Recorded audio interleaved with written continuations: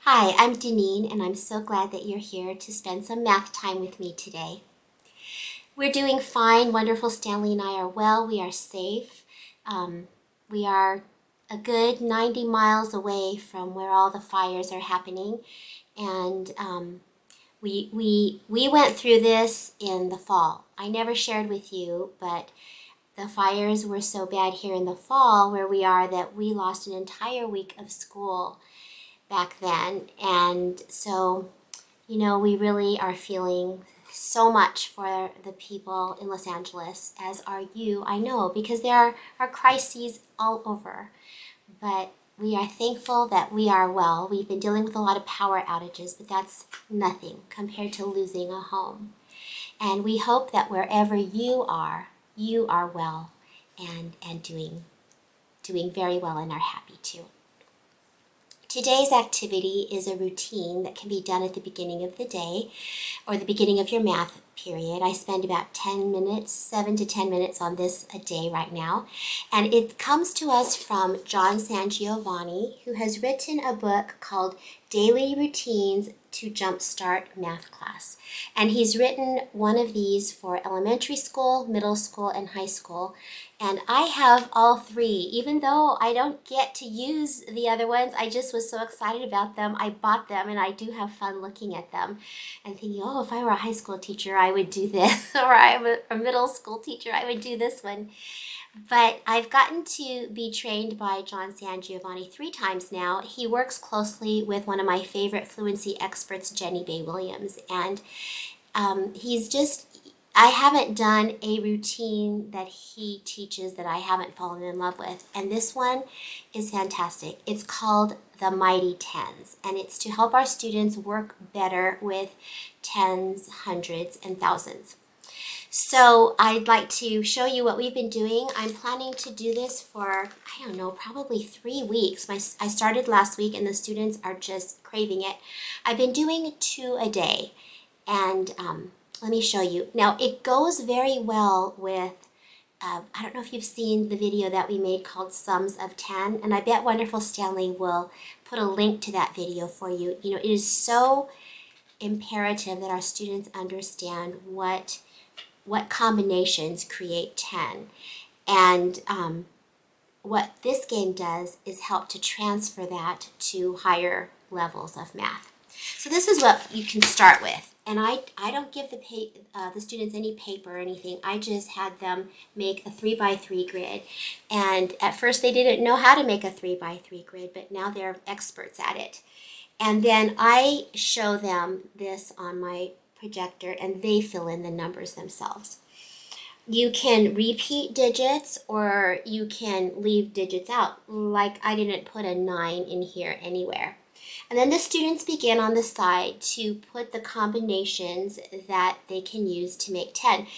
And so they can only use it one time though. If they have used a 4 here, well, they can use another 4 because it's here. But once they've locked it into this expression, they can't reuse it. But they can do things like this, use multiple numbers. For example, 5 plus 2 plus 3 is 10. And then, he did not allow for what to do. Your students are probably like mine. They're just always thinking beyond. Well, can we do subtraction with it? Can we go above the number and then come back down? And John, you didn't give me any guidance in there, so I don't know if this is right, but I told my students just stick with addition for now. Maybe we'll move on to other operations later. If you try it and try it with the other operations, please let me know so that we can learn from each other. So we did this one first, and then I moved to 2-digit numbers, but we were trying to make 30 now. So you can determine whatever multiple of 10 you want to work at. And the way I did this to make it easy for me to make is I just, I thought, okay, 30 minus, and I just pick a number, 21. What goes with that? And then I put it there. So that made it easy for me to make this sheet. And this takes some time to do. And you really find out the students right away who still have not mastered their sums of 10. And then you also find out which students have mastered the sums of 10, but haven't figured out how to connect it to bigger numbers. You know, we just assume once they know 6 plus 4 is 10, that they would automatically know that 26 plus 4 is 10, but that's not always often the case. Another day, I moved it up to, I wanted to tell you what one of my students said here though. This student said, when we were working on this, she said, I know what something plus something is for 10, so then I can use it for 30. I was just so happy because she's really making, you can see those brain connections, which is what we want. All right, so then I went to 100, and the easy way that I did this, I just thought about, 100 minus a number like 42, what goes with it. That was the easy way to do it. Or one time I was, just making it right before lunch, and I didn't want to think, so I just plugged into my calculator. 100 minus 42 is what? Then I put that partner over here. In this case, I had one that didn't match with anything, because you could go 4 by 4 grids though if you want, but he suggests 3 by 3 grids.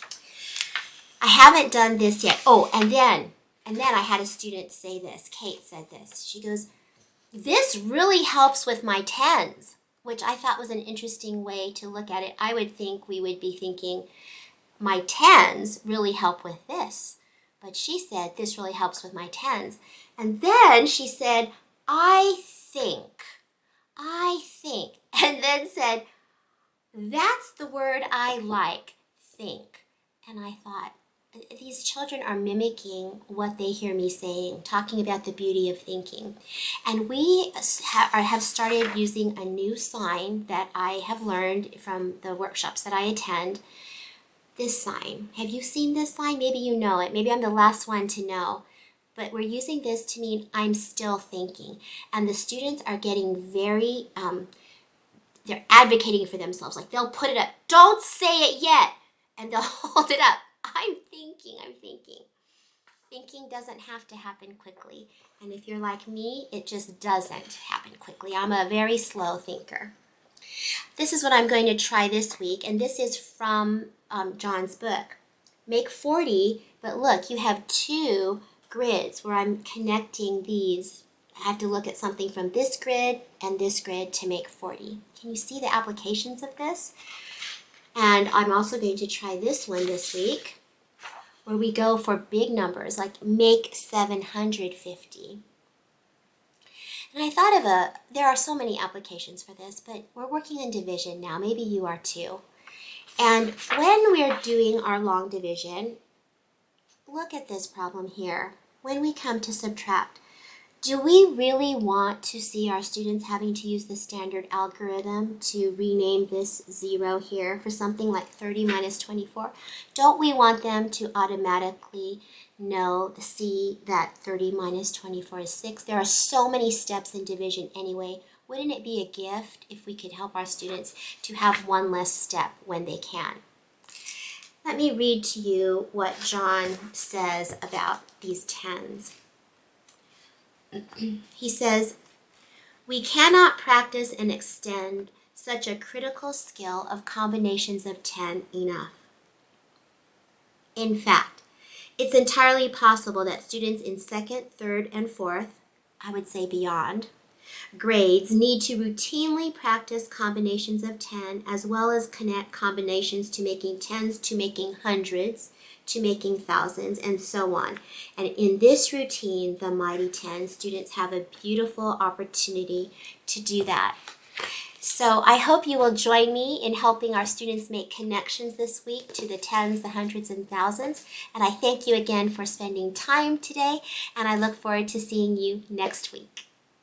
I'm Janine Matsuda. Thanks so much for watching, and don't forget to like,